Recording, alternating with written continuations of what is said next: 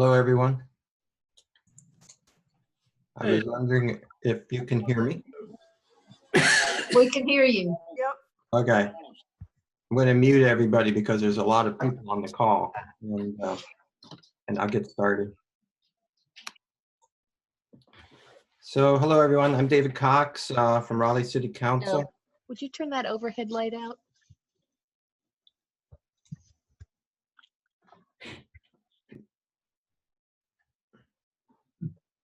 And I want to welcome you tonight to talk about the rezoning request Z1320, which is for downtown South. I have a short presentation, and I'll run through this quickly. And because I want to explain what this rezoning request is all about, or at least to the best of my ability anyway. And then what we'll do is we'll open this up for questions and comments. If you want to ask a question, probably the best thing to do would be to indicate your interest in doing that in the chat box, the group chat box. And then I will go through everyone as best I can, one at a time, and then everyone can participate, and we'll see how this goes. All right, so what I'm going to do is I'm going to share my screen. And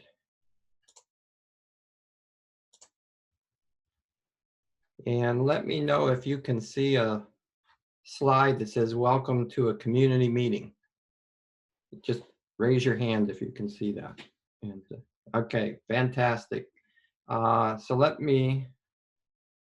I'm going to, I'm looking for something here.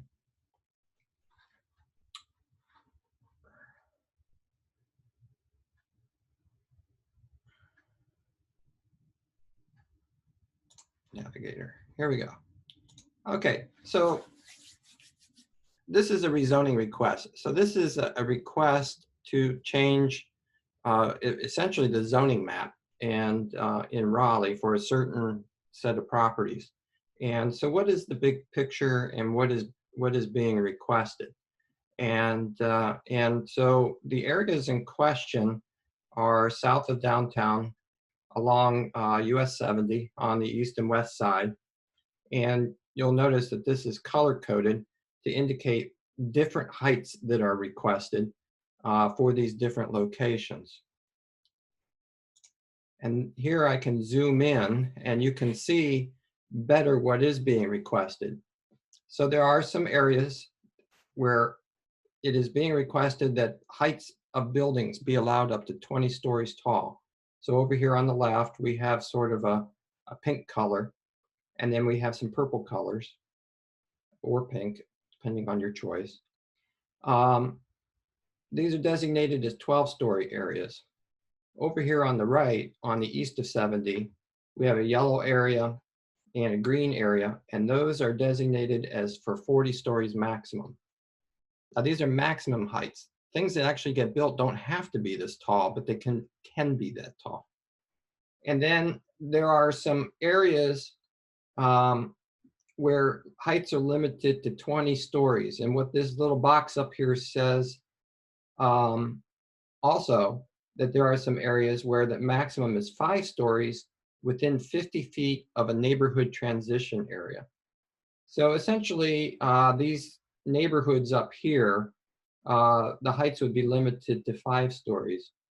Down here along Granite Street, there's a strip, and so these would be limited to 12 stories. So if you live on Granite Street, you could potentially have a 12-story building in your backyard.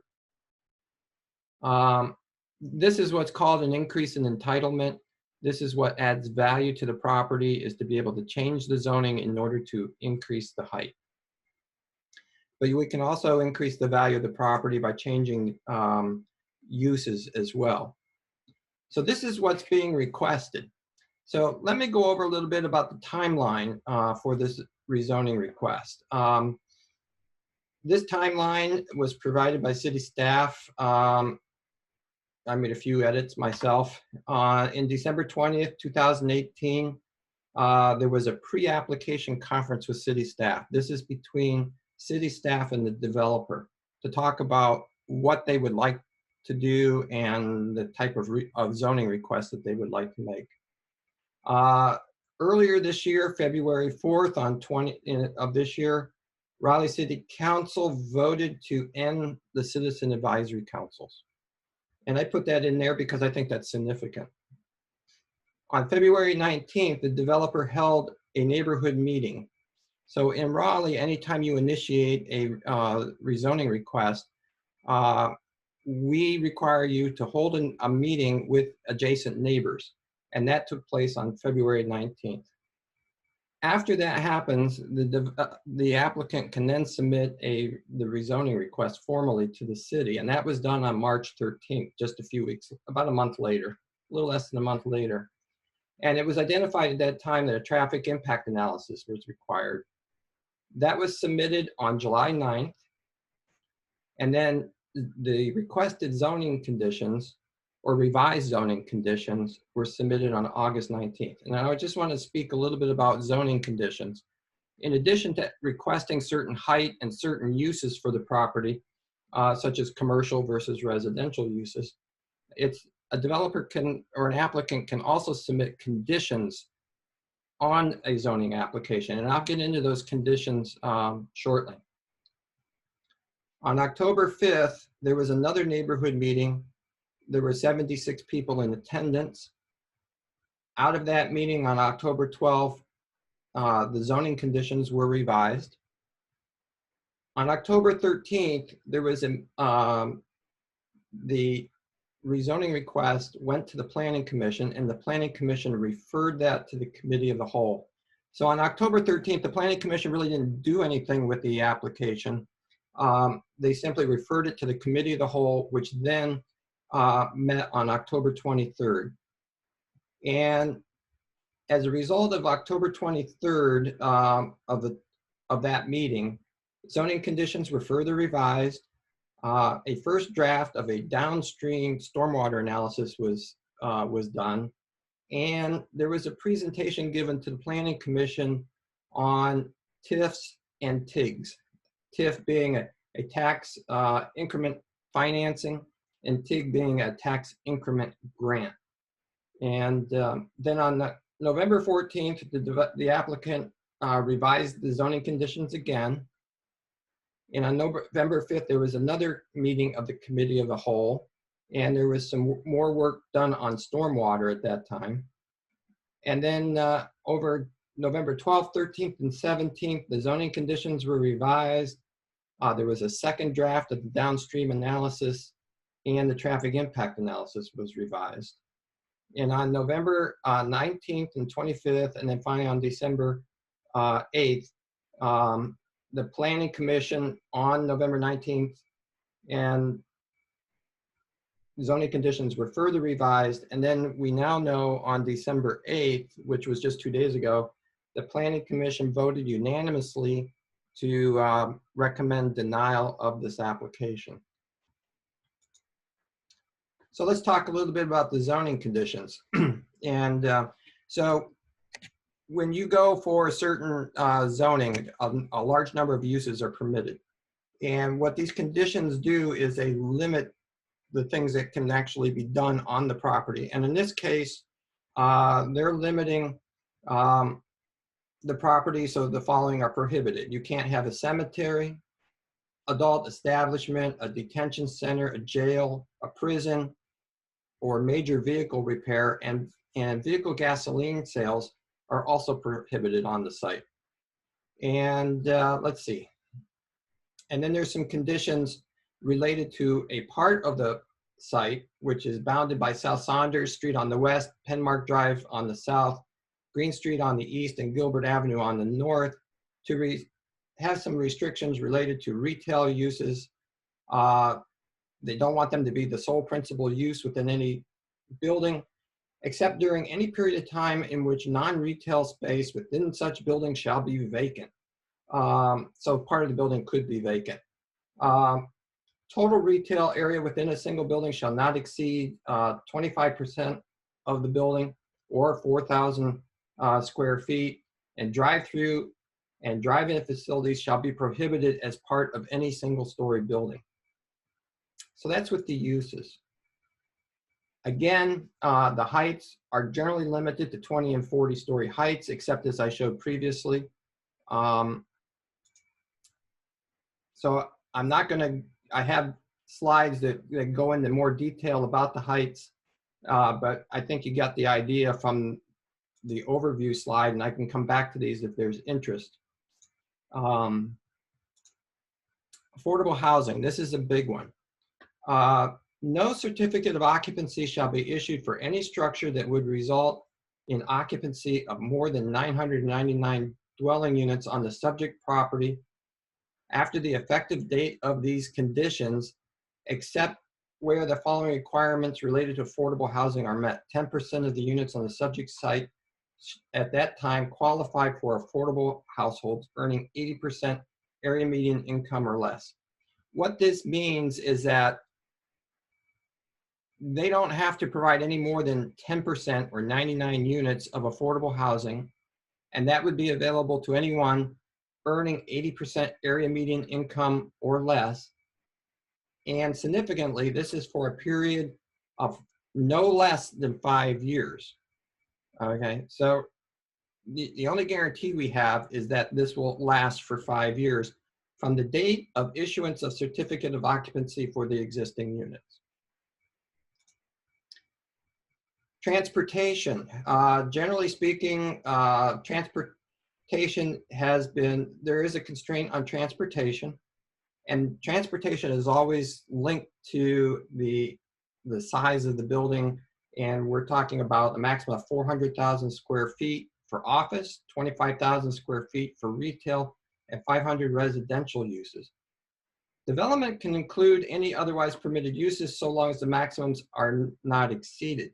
However, in the event that vehicular and pedestrian access to the subject property in this area is secured from both Maywood and South Saunders Street, the maximum limits will automatically increase by 50%. And this is similar as well down here in the second condition.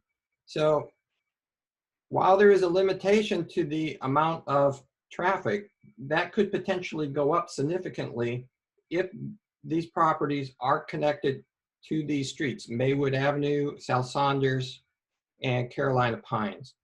So I just want to be clear about that so that people understand that if the roads aren't connected, then the amount of traffic could go up significantly. There are several on stormwater, and I'm going to hold those for now. And because what I really want to do is get to your questions and your concerns. So what I'm going to do is I'm going to stop sharing my screen.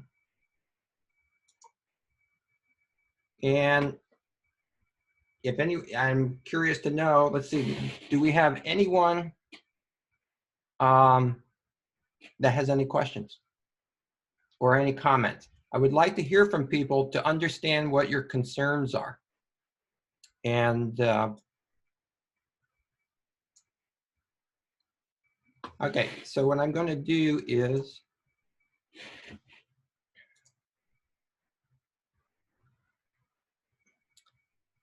let's see. So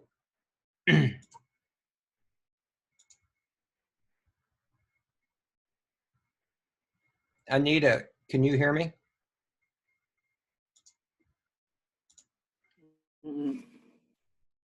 Hello, Anita, can you hear me? You had a question. So less than 99 units for 5 years. She says this is not acceptable. If you're dealing with low income, you have to include public transportation. That's a point very well taken.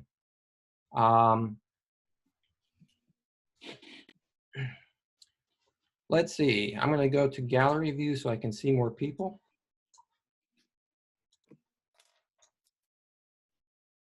All right, does anyone have any questions? Any show of hands?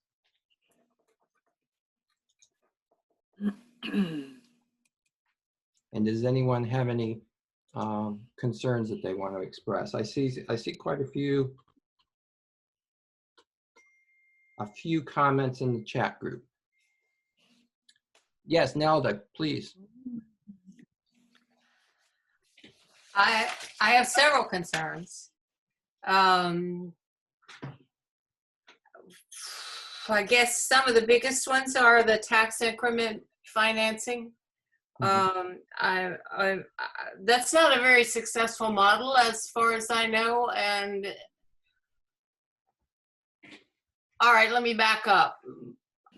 My first concern, first and foremost, is that we're in the middle of a dire pandemic. And I've seen no plans from the city on how we're going to recover. And I want to know how we could possibly be spending money on a dream like this when we have so many small businesses going under and so many issues to deal with as a result of this pandemic. So let's start there. I don't care about the plans that have gone on all year. We're not in the same place we were when you started this. So that's my first concern. And I've heard nothing. I mean, can you tell me that council is making plans? Well, first of all, this is a rezoning request. Yes, that involves money from the city. No, I'm afraid it doesn't. The city is not going to be making any decisions about tax increment financing or tax increment grants as a part of this rezoning request. So when we meet next week and we potentially vote, we are voting only on the rezoning. We are not voting on the TIF or the TIG. Okay, that's you're right, and that's fair. But we know where it's headed, and I just don't understand why we would be considering this kind of rezoning at this point in time. Now, as far as the plans themselves, I'm worried about stormwater. I'm worried about light pollution. I'm worried about loss of canopy. I'm worried about the size in general. And I have another whole list, but I'll yield my time. Okay. All right. Affordable housing. If you can also speak up if you want. I've unmuted everybody, so if you want to have something to say, please feel free to speak up, and or you can raise your hand.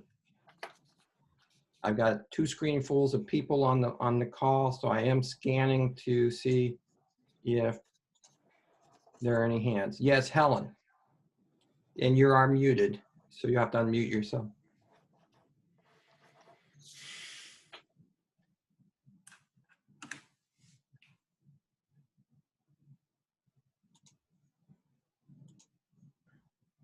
Are you unmuted? Helen, go to the lower left-hand corner of your screen. Yeah, Helen, go to the lower left-hand corner of your screen. There's a mute button there. I'm afraid we can't hear you. Helen, go to the lower left-hand corner of your screen with your mouse. There Now you go. you're There you go. Okay. Okay, thank you. My major concern is the lack of specificity. I mean, they've done something about that as far as next to the residential areas. That's encouraging. But there doesn't seem to be any master planning going on, and something of this size really does need to have more of a overview of what they're going to do there, more specific, because I'm concerned about affordable housing especially, and the fact that we're talking about a developer who has the resources to do almost anything that he wants to do. And I think that if we're going to add, to give him 10 times as much ability to develop, that he needs to be giving us significant affordable housing that will be permanent as opposed to 5 years worth. And that, and I'm concerned about the stormwater too, like everybody else. Okay. But I think that if anybody can do it though, John Kane can. And he really could make this a jewel in the city if he listens to the people and does, you know, the lead developing, you know, the environmentally and he's got his planner, oh shoot, I can't remember his name now, but he has, yeah. So I think that that we need to make him think a little more about being a good citizen, Okay. and get a little more from him than what's been proposed. Okay. I'm going to go on to another person now. David? Okay, thank Couple of things. First of all, the flood issue, they readdressed that. And it seems to me, based on the rewrite or the redirection of their flood control plan, if the city were to tie that into a green water plan for the upstream from Walnut Creek, that it would be an excellent opportunity to address the whole flooding issue on Walnut Creek. Second point I want to make is that as far as this development is concerned,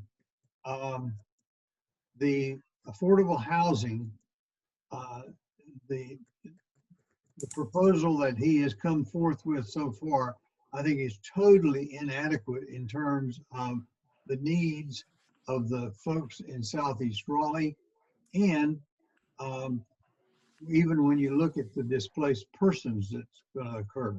So in my opinion, the main issue that at point is the affordable housing, the amount of affordable housing. Okay. Lynn Lyle, I think I saw your hand up. Yes, thank you so much. I actually have 4 questions, but I'll make them real quick. So one is the timing of the stormwater infrastructure installation.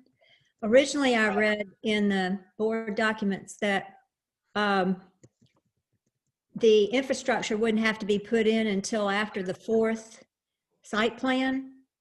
And then recently, I think I saw it would be put in no earlier than after the 2nd site plan was developed, I think. That concerns me because if you're going to cut down, what is it, 60, 80 acres of trees and begin construction, there's going to be runoff and problems starting right off the bat. So I wouldn't want to wait until after the 2nd site plan. I'd like to get it going as soon as possible. So that's one question. Another question is, if these affordable housing units are available for only 5 years, if somebody is in there at that rate, after 5 years, they're going to have to pay market rate. Do they get evicted if they can't afford it? And secondly, what about the bus rapid transit stop? Doesn't the comprehensive plan require or suggest strongly that you have affordable housing right around that? And I haven't heard anything definitive about that stop that's planned. And I'm sorry to overwhelm you with all these, but these have been on my mind a lot. And how much is going to be spent on the sports entertainment venue that's considered a community benefit? I don't know about our value system in giving that as much money as it's going to take for out of the community benefits to that versus the pitiful affordable housing. And then finally, you'll be glad to hear, I understand that one city councilman said he doesn't think community benefit agreements work. So I would ask you, why do you think some people think that? So thank you for listening. Thank you. Well, I've heard that as well. I don't have an answer for that. I understand that community benefit agreements would be between private parties. So it could be between the developer and another private party, whether that be One Wake or some other organization locally. And so not being an attorney, I can't really speak to how enforceable that would be, but I would think that if I enter into an agreement with a party and I don't honor that agreement, then the other party could go to court, and depending on how the agreement is written, could ask for damages, I would think. But again, I'm not an attorney, and that would be something that would have to be ironed out with legal advice between the developer and whatever party would enter into a community benefit agreement. I do know that the city would not enter into a community benefit agreement with a developer. So that would be strictly between private parties. Yes, Gabrielle. What were your comments relative to her question on stormwater treatment? Well, she raises a lot of excellent points, I think. And in my reading of the conditions, I will go back and reread these conditions, but I don't see where there's any phasing of mitigations during construction. Most of the conditions talk about what the stormwater conditions would be like after things are built, but I don't see where there are conditions in there about mitigating stormwater during construction. But I'll have to go back and look at those conditions. And again, this is something that we really, as a council, we should be asking these questions of staff and getting answers to those kinds of questions. I think they're important. I saw a hand up by Gabrielle, and if you can unmute yourself, sir.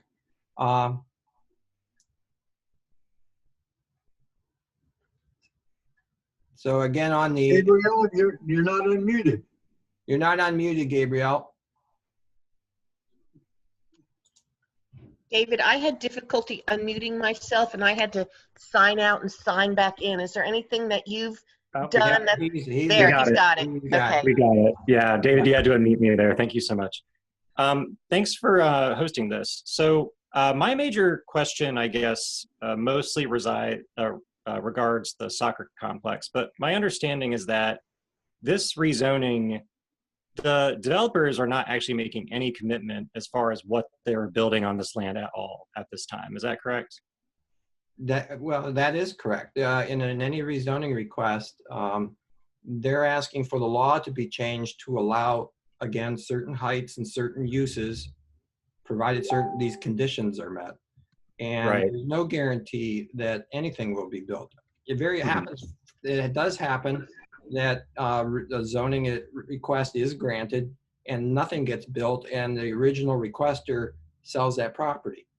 I have an example in my district where at the corner of North New Hope and Buffalo Road, there was a rezoning several years ago that would allow a neighborhood Walmart to be built.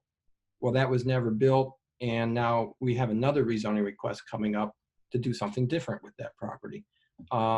So you're absolutely right. All of the pretty pictures and, sports arena and so forth, there's no guarantee that any of that will be built, because nobody can really guarantee that, because it all depends on what the market conditions are and the economics and whether or not that's feasible. So I guess I'll start with my concerns. My concerns, I think, echo everyone else's: stormwater and traffic. I guess one question I would have is, this stadium, the reason I've heard that it's brought up as often as it is because there's sort of a tax break kind of bucket of money Can you go into that at all? I've kind of heard this through the rumor mill, but I don't quite understand it. Well, there is no bucket of money at the moment. Okay. There have been a couple of requests. One request was, obviously, the county collects money, which is dispersed to the cities when hotels are rented and people eat meals in restaurants. So that money does become available, and it can be used for something like a sports arena. And if the local governments decide that's a good use of the money, then that could be used to help fund a sports arena. Another is this tax increment grant, and I don't understand all of the details of that, but basically it's a tax break for the developer in order to build the amenity, which presumably would have a benefit to the community. So Okay, so the two quick follow-ups on that. One would be, have you, from your position on city council, heard from anyone anywhere that people want a sports arena in downtown South? well, I've heard some people would like that. Okay. And then, but then I've also heard other people express concerns about using public tax dollars to fund it. Right. I think where everybody is in agreement is that if a sports arena could be funded privately, then people don't seem to have a problem with it. Where we get into the debate is whether or not public tax dollars should be used for that, as opposed to other things such as affordable housing or road construction or whatever other amenities or services that we could spend the money on. Yeah, I that do makes know sense. that you know, communities historically that have invested in sports arenas, it becomes a major investment for the community, and it's something that should not be taken lightly. Yeah, and my feeling about it, first off, is I think that it's just going to bring a ton of traffic to an already really congested place. But the last thing I was going to say is, can the city or the county or anyone use that sort of tax incentive to extract actual legal concessions from the developers? Like actual commitments, like legally binding commitments? Well, based on a previous council meeting that we had, there was some discussion about this.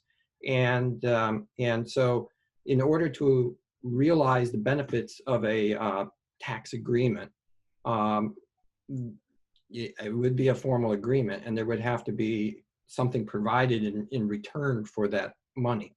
We're not just going to give money away for nothing. So there would have to be some sort of written agreement as to what the other party would be providing. Cool. Well, I'd say push for good stormwater management, traffic, and yeah, and some sort of I know the affordable housing thing is something people are pushing for a lot as well. But yeah, I would just say that if the city and county are going to give money, extract concessions. That's what I would say. Thank you. Okay, so do we have anyone else? Mr. Jim McMahon, Yes, hi. how you doing? Yeah, well, I was pleased with the Planning Commission's vote a couple days ago, 8-0, not to approve the zoning request. But I also know that the City Council can override that decision and approve it anyway. Mhm. And so I'm wondering what you think is the likelihood that the City Council feels strongly enough about this project that they will vote to override the Planning Commission, or will they take some more time, do you think, and review some of the issues that have been brought up and that have been expressed concerns? Well, one of the things I've learned over my nearly 6 years on council is it's impossible to read the minds of my fellow councilors. And so I won't know until things unfold next week during our meetings. And my position is that I'm in favor of taking more time. I think we could have a good outcome, but I think a lot of people have raised a lot of concerns. The members of the Planning Commission have raised a lot of concerns. And I think it is reasonable and in the public interest to take more time to look at some of these questions and concerns in more detail. We were elected to do that, and I think it's our responsibility to do that due diligence. Okay, I agree with that. Christina, Donna has, Christina Jones, go ahead. And we'll see if we can get you unmuted.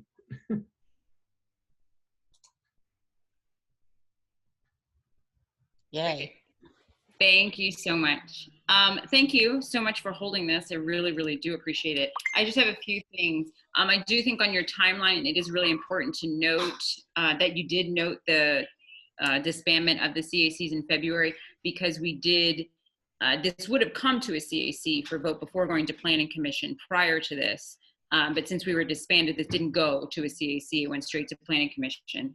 So I thank you for noting that on your timeline. I do appreciate that.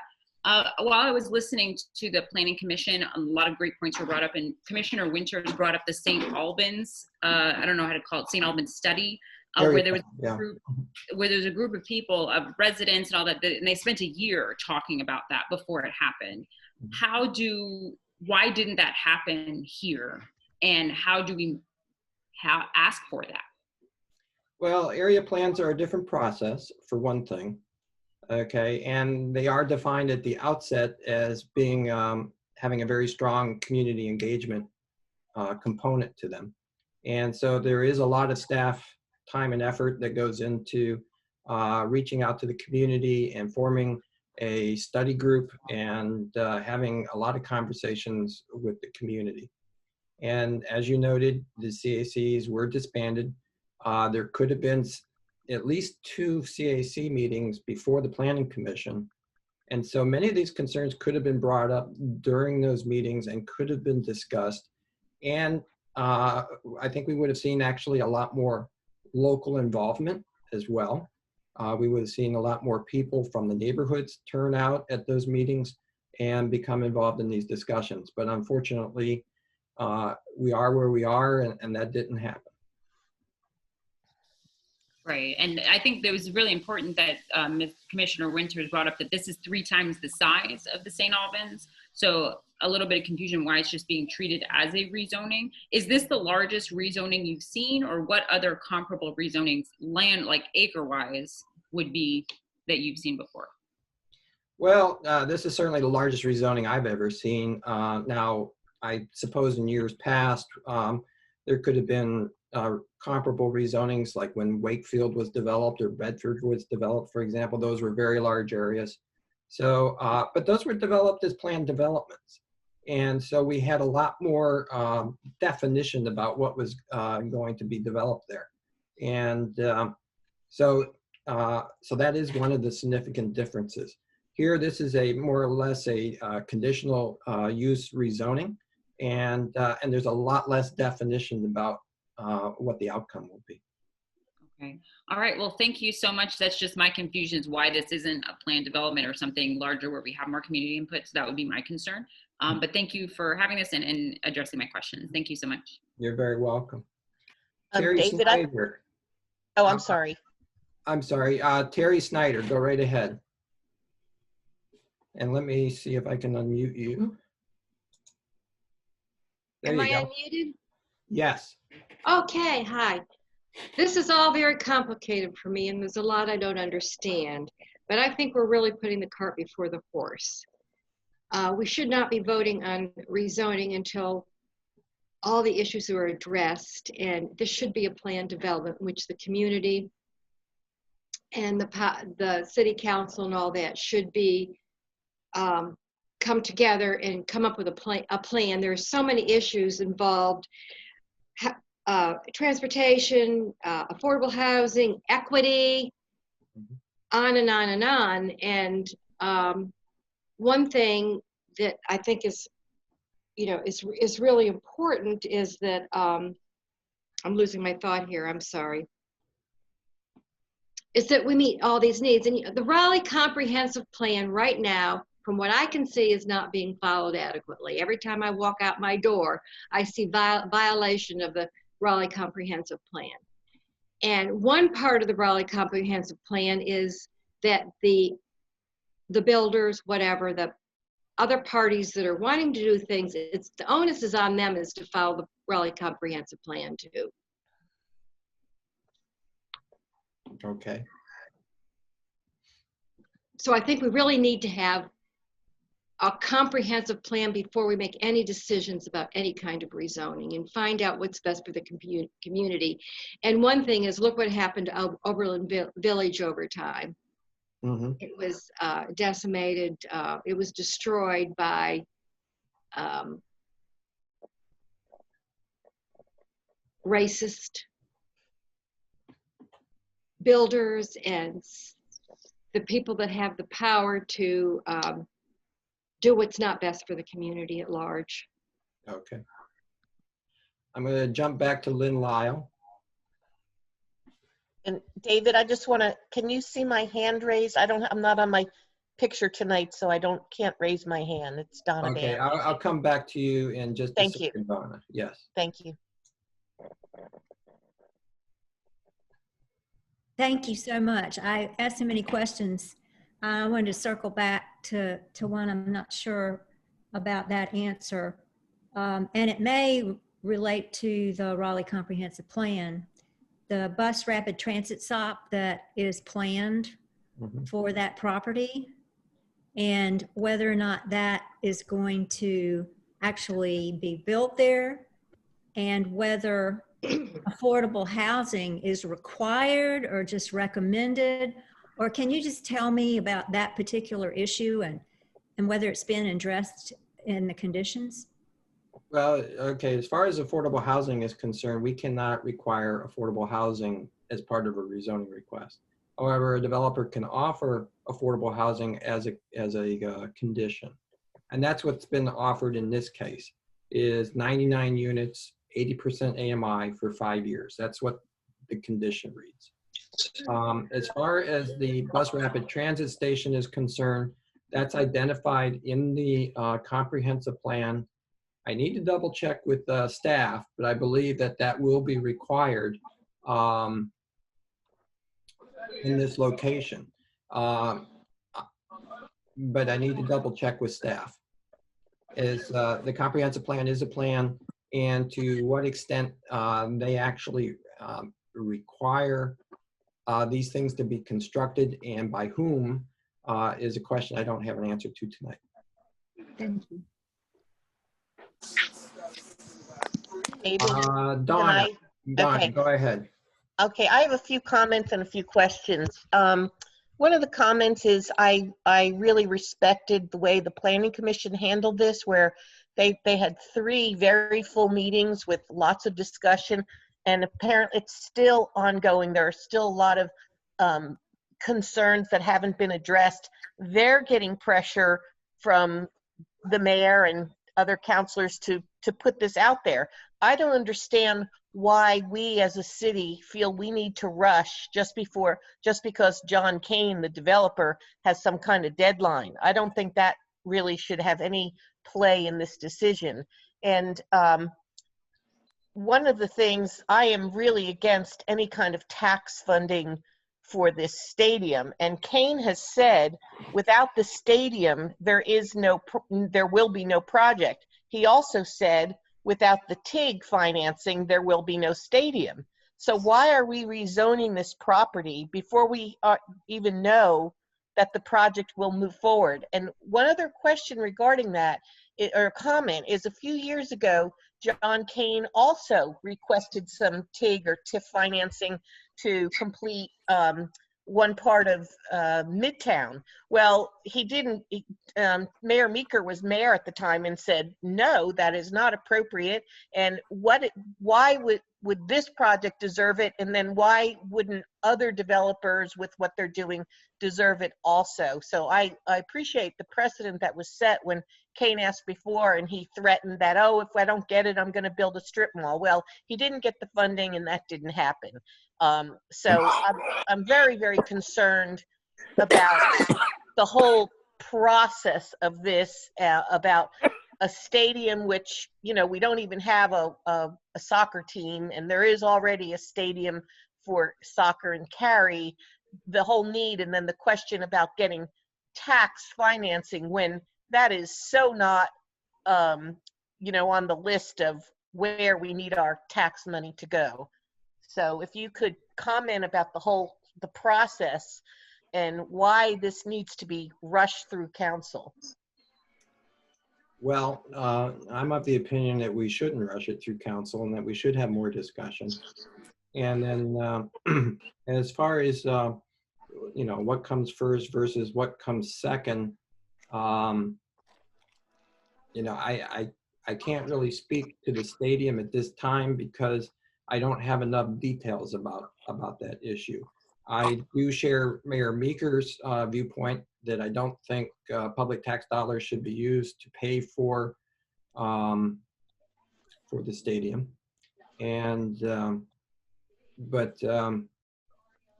beyond that, I guess I don't have anything else I can offer tonight as a comment. Really, what I'm focused on are the merits of the rezoning request. And the rezoning request is again, looking at heights and uses and conditions. And that's really what we have in front of us. Again, as was mentioned earlier, anything that's been promised to be built doesn't necessarily have to be built and or will be built.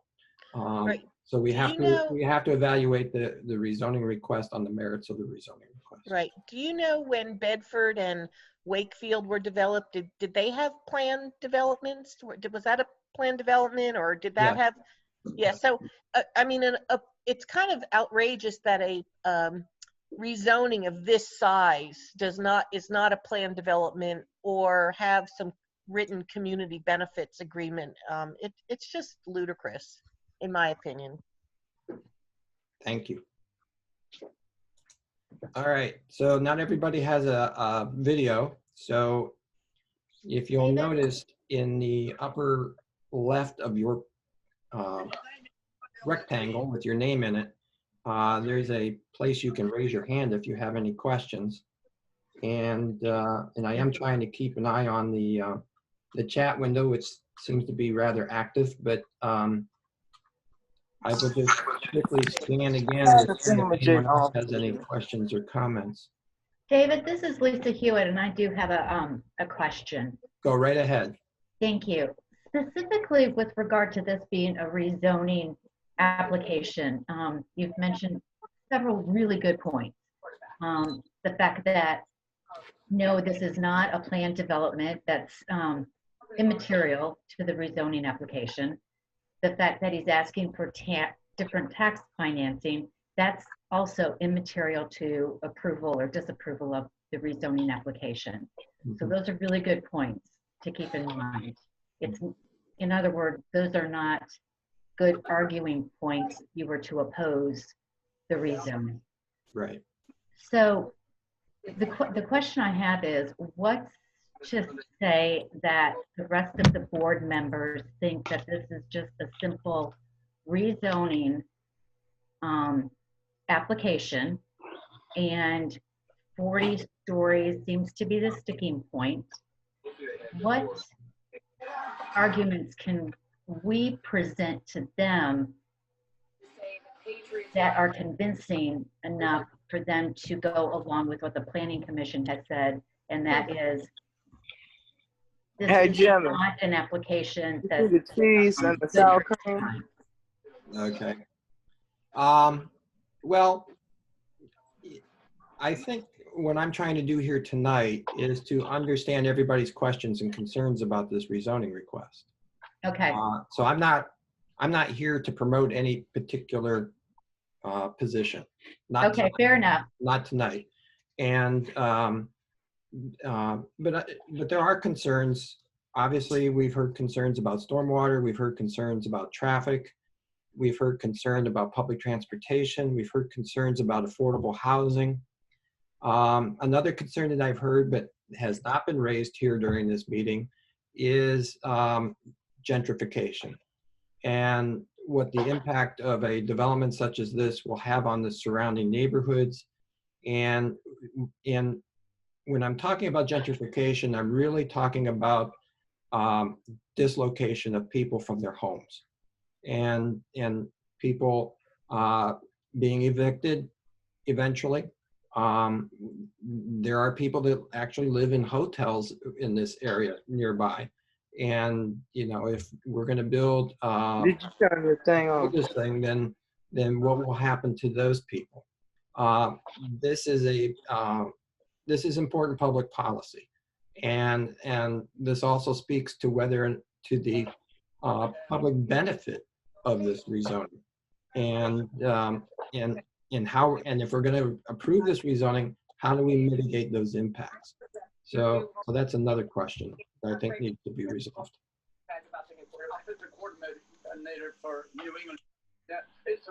All right, let's see here. Hold on 1 second. And I was shocked in my extensive film study that I gained. The Cam's only thrown 5 touchdown passes. There. Okay. So if anyone else has a question, please raise your hand. Okay, Anthony, I will unmute you.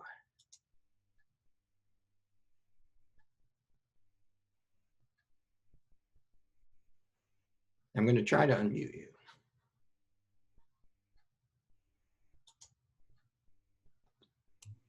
There we go. There we go. I think it worked. So first off, I just like to say thank you. I mean, it's great to see all these meetings going on. We worked for over a year on the Southern Gateway plan. I actually live in the Southern Gateway, so this is home.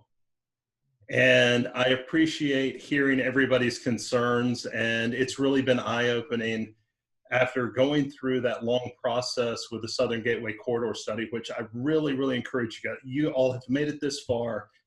Please go to the city's website, download and read this plan. It is a very good, well thought out plan for what the residents in this area would like to see the future hold. We tagged the Penmark area, which is what the Tract C or Lot C or whatever we call it, as urban. And if you read in the plan, it actually talks about having taller buildings. I don't think anybody thought 40 stories. I mean, that, to be honest, I've been in Raleigh too long. I don't know what that looks like, but it's big. And again, they may not build that big, but what I came here tonight to really make a plea for is I've operated since the Planning Commission meeting that this is likely not happening. And I'm kind of okay with that. I know I've heard all the issues from environmental to everything else that's going on, but the property's still zoned IX3. The last new business to come into this area was a concrete reclamation center. We need your help. We need something better than that. So what my question is David, let's assume the council does follow the Planning Commission. What can we do next to try to get the folks that live in the Southern Gateway a pharmacy, a grocery store, some of the things that we really need? And, you know, we do need housing. It would be nice. I don't know that we need quite the abundance that they're you know, proposing. I don't know. I mean, that's for, you know, the financiers and all the people that do the money and the numbers and all that stuff. But there are things that we need. And I really wanted to bring that to everyone's attention, because while there are all these issues, and these issues are legitimate, I don't take anything away from any of them, there's another issue at foot. And that is really a lack of resources, a food desert, a pharmacy desert. So what can the city do if this doesn't pass to bring us these things and help us move in that direction? Well, I think, first of all, this doesn't have to be an either-or situation. So we don't have to vote to deny this rezoning. We could take more time to make this a better rezoning and address the various concerns that have been raised. And it might not make everybody happy, but we could end up with a better outcome. I guess the other thing about it is that I think development in this area is going to come one way or another. And if it's not John Kane, then the rumors I hear, it will be somebody else. And because the city lacks land. And there, I mean, the city is not expanding outwards. It has to grow taller rather than outwards in order to continue growing. And so even if this were denied, I wouldn't expect that to be the end of the world. I think that this area will be developed. But I really think what we need to do is, rather than trying to rush this thing through, is that we try to come up with a better solution, a better rezoning request. I absolutely agree. What I want more than anything else is, you know, we've seen this citywide convergence on our little slice of the pie down here in the southwest corner of Raleigh. I want you guys to stick around. I mean, I want you to, you know, we need the help. Mm-hmm. And we really can use everybody, you know, I mean, and granted, you know, one rezoning request isn't going to solve all the problems in Raleigh. I think I've said this a lot. And we've tried to pile a lot into this to make this do a lot. Mm-hmm. I don't think that's wrong. At the same time, I want to be realistic on what we can do, what we can't do, and really make this something that fits into that corridor study that we did. That, you know, again, I encourage everybody, go read the Southern Gateway Corridor Study. It is a good plan. It is well thought out. And some of these things really do need to happen. Like I said, I never saw 40 stories coming. I'm not a huge fan of public money going to a stadium, but you know, there are some needs, and I think we need to be conscious and aware of the needs that the community has, because right now, if you live in my neighborhood, you're probably shopping for groceries in Garner or Cary. Yeah, it's just closer. I And that's a good part of the gateway and a good part of the Southwest CAC. So anyway, thank you again for having the meeting, David. I really appreciate it. Thank you, Anthony. And for me personally, I really do wish this had been a planned development, because then we could see, instead of saying 40 stories everywhere, we could have some better definition about how these things could be developed. And I think that would calm a lot of fears. And how difficult would it be to make that mandatory? I mean, you know, a project of a certain size, a certain amount of square feet, or a certain number of acres has to be a planned development. Because I think one of the issues that I see is, if I were Kane and I did North Hills and Smoky Hollow and the Dillon Building and everything else I've done around the city, I don't know that I would think that a planned development was necessary to build something else. And I think if we were to make that, you know, I mean, I would love to see a community benefits agreement and planned development have automatic triggers. And I don't know how difficult that would be, but that's something I'd love to see come to the council table, go, you know, if you're doing this many square feet or this many acres, there you go. You fall into this category. And if you're doing this many, you fall into this category.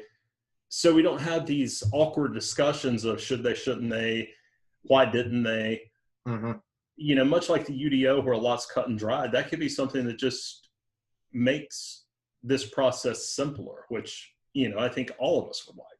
Well, I think that's an excellent idea, and that's something that I've been a proponent of ever since I got on council. And I really wish we would have some triggers like that it would allow us to require a PD, and that way we don't have to have these kinds of contentious rezoning requests. Yeah, I mean, I think that would be. I would love, you know, and we say this a lot in the Southwest CAC or the Southwest Raleigh Community Engagement Group that we became. When we look at this and everything else, it is a yes, how mentality, because these are our new neighbors, and we're trying to think about how we work with them to get what we need and what they need. I mean, I don't know that our corner of the city has always had the benefit of lots of folks wanting to build here. I mean, I can take you to, we do have the cheapest gas in town. If you're on South Saunders, please get gas. But, you know, and lots of used car lots. But it's been a slower part of the city to really build and develop. And I think a lot of us are ready, and a lot of us are waiting for, you know, some of these things to come through. We want it to be right, and we're willing to be patient. But, you know, the IX3 really isn't cutting it. So everything that you can push on your end, and we'll be pushing folks on our side of town too, to get us beyond that, I think is really important. Thank you, Anthony. Mm-hmm. Anyone else? Natalie Lou, did you have any comments? I got to unmute you. I notice it takes a second for this to work. There you go. I'm unmuted now. So, yeah, I was just gonna, pull off what Anthony said. If I heard you correctly, you said that that area of town does need some development. And I think you said if it's not John Kane, then somebody else is going to come in and do it. And I think, well, that's not a bad thing, because what I see from where I'm at, I'm involved with the whole RDU quarry thing, and John Kane is involved with that. So he is. And I look what he's done with North Hills. You got these massive developments. So what I see, like I say, what I see with what he's proposing is just this huge, massive development. And he's done that at North Hills. He's doing that with trying to destroy Oddfellows Tract and put a rock quarry right next to Umstead in a highly used area that is, Raleigh actually partly owns. So I think, if this does get denied, then let's welcome somebody who's going to come in and have a more sustainable type development that's going to be better for the community. I don't think what Kane's proposing is going to be good for the residents there. It's not going to be good for the growth of Raleigh. It's just going to be too massive, like the North Hills.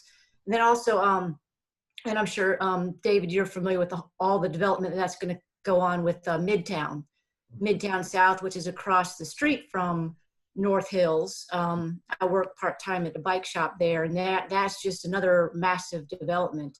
And I think we just, say I welcome getting other developers to come in and get some proposals that are just going to be better for the area in general.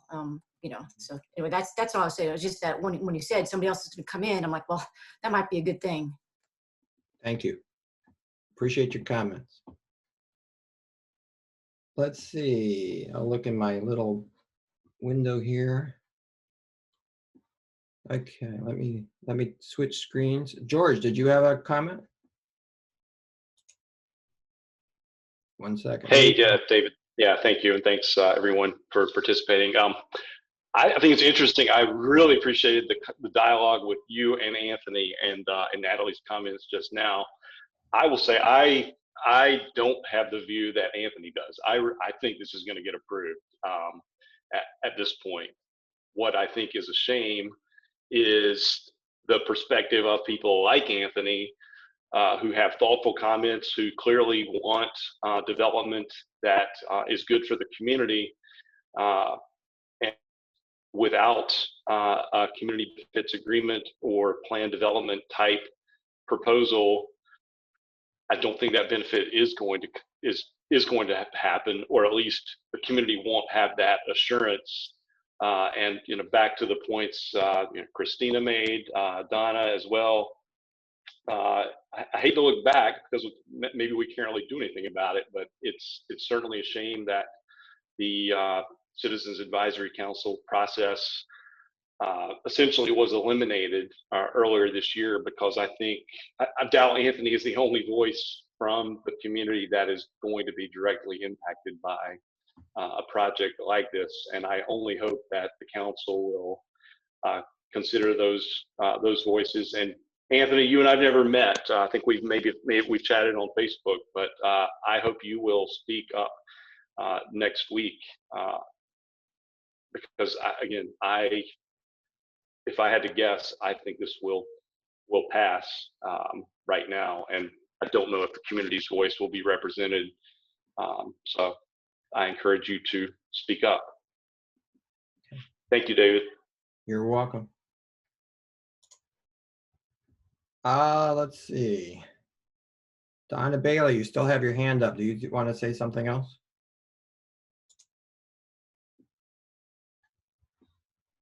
I guess not. All right, let's see. Are there any more questions or comments? Mr. Bradley, do you have any questions or comments?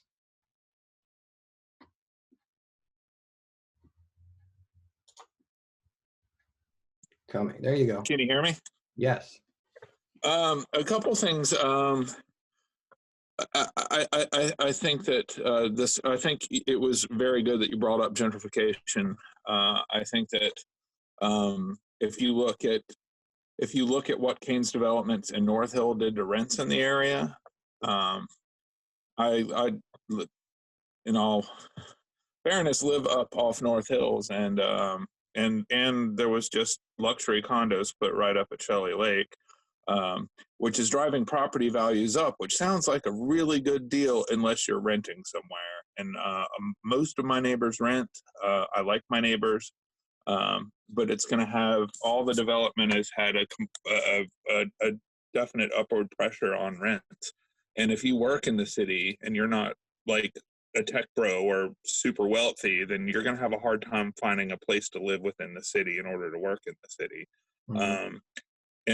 And I have a feeling that this downtown south is going to do the same thing to Southeast Raleigh and erase Southeast Raleigh from the map. All the history involved and all the people there are going to get pushed out.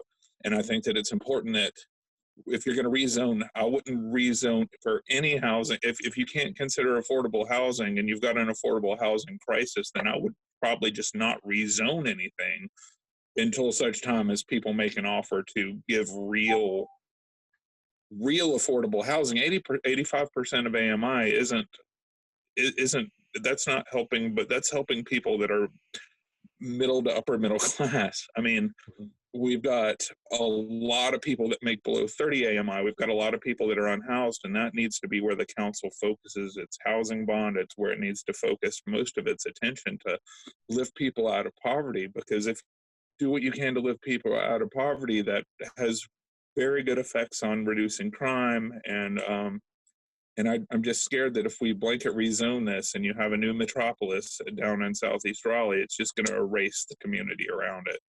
And I just think it's a shame. And I'm really glad you brought up gentrification, because it is something that seems like it will be a problem. Anyway, thanks. Thank you.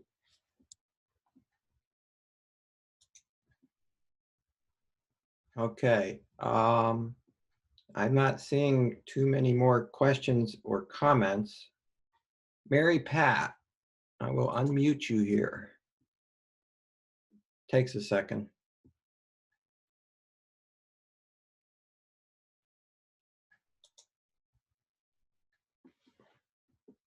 Sometimes it takes several seconds. There you go. Thank you, David, and thank you, Joshua. I don't know, we've in Carolee and the surrounding neighborhoods have been getting a lot of outreach from the city for the Dix Edge area study. Mm-hmm. Can you help me understand, is that related to what we're talking about tonight in any way? No, not directly. I mean, that area study has to do with how the future development around the edge of Dix Park. And although this is close by, this is not related to that. Okay. It seems like it should be. Well, how this development will impact other properties, as Joshua mentioned, in terms of what the impacts on rents and home prices will be, there will be an impact if it's developed the way it's been presented. Yeah. So. Thank you. Terry Snyder, I will come back to you. 1 second here. Okay. I just wanted to make a comment, particularly about what Joshua was saying about gentrification. Already, right now, it's going on. I do Meals for Wheels in that area, and already they are mowing down affordable housing and putting up much larger homes. So if that's happening now, I can't imagine what's going to happen if this goes through with Kane's development. Okay. All right, Donna, I'm trying to unmute you. There you go. Okay. All right, thank you. I was being two comments. This is going to be the size of a current downtown Raleigh. Is downtown Raleigh really vibrant enough that it wants the competition of another downtown to draw away? I mean, we want a vibrant downtown, but if we build this, which is going to be as big as downtown, do we really have the density to support two downtowns? And the other comment is, everyone wants to see this property rezoned. It's not a yes or a no, but the way this has been brought forward and with the lack of community engagement up until very recently, this is not ready for prime time. There are still too many unanswered questions and issues. And those of us that have been involved in rezonings for many years know that all has to take place before the property is rezoned. Once it's rezoned, there's no guarantees of anything. That's all. Thank you. Gabrielle, did you have something further? We'll go right ahead. Yeah. I just wanted to piggyback off Anthony's statement as well, and I'll definitely be looking up the Southern Gateway plan. That sounds really interesting. Yeah, I think that as well. I've lived in Raleigh my whole life, and I think that this area does need to be developed. It does need to be rezoned. I don't think we're against that. It's just, for me personally, when I see the sports complex in particular, it just looks like what's being proposed is desperately out of touch with what is needed in that area. So I just think, having more of a bottom up or grassroots of what do people actually want in that area rather than just, this sort of dreamscape it just seems very out of touch to me.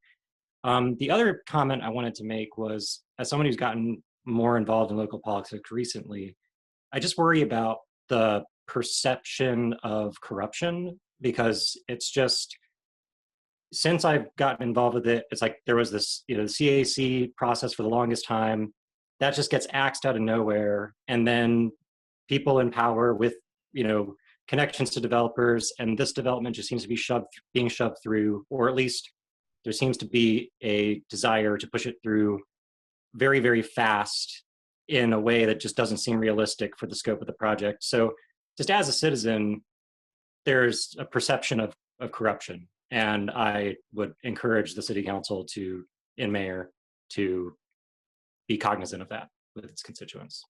Thank you, sir.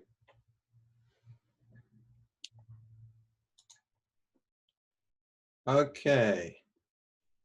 Well, I'm going to just conclude the meeting. Well, Nelda, do you have another question? Hold on one second.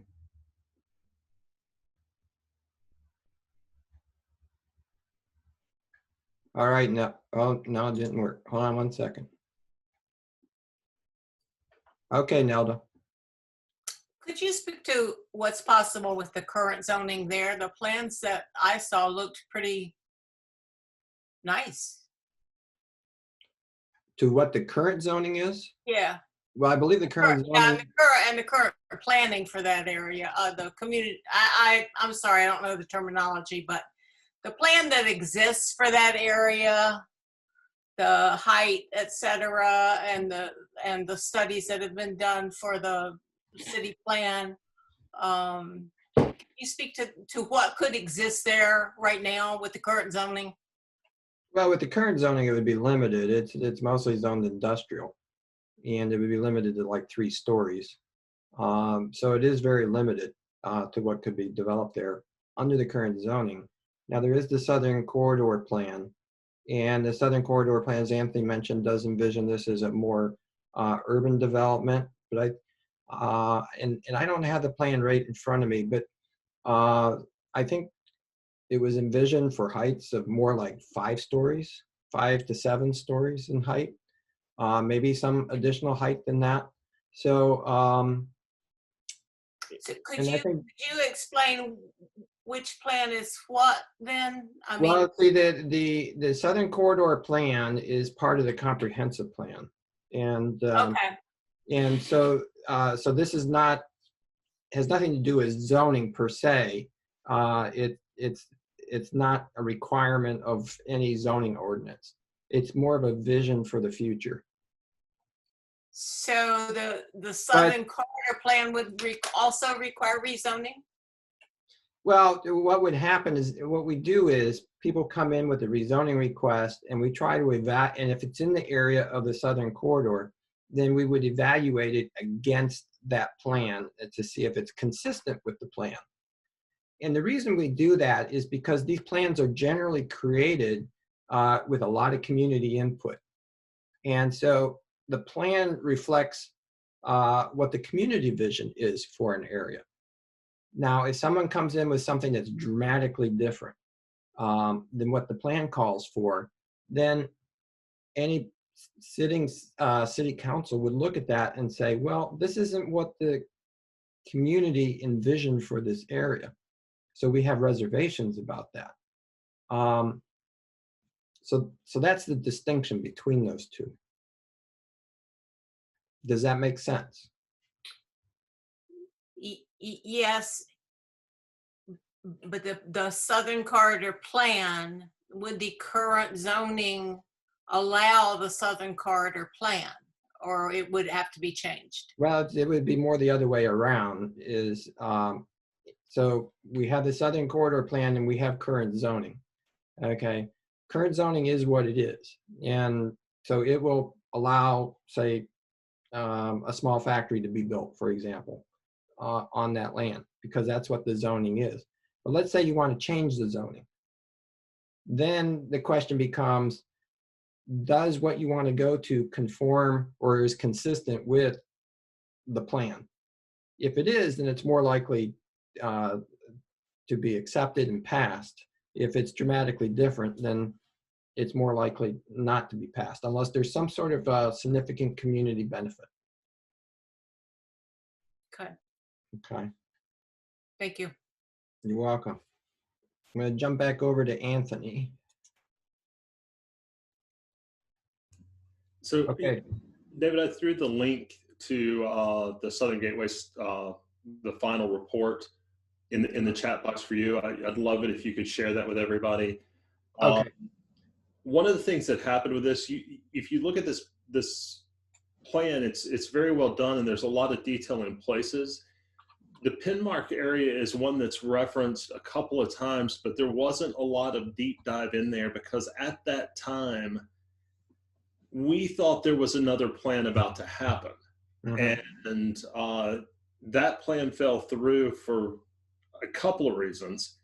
And I think that's why the owners are selling that property now, because I think they had a vision of, I think it was 7 to 10 stories or something like that. It was a hotel that was tall.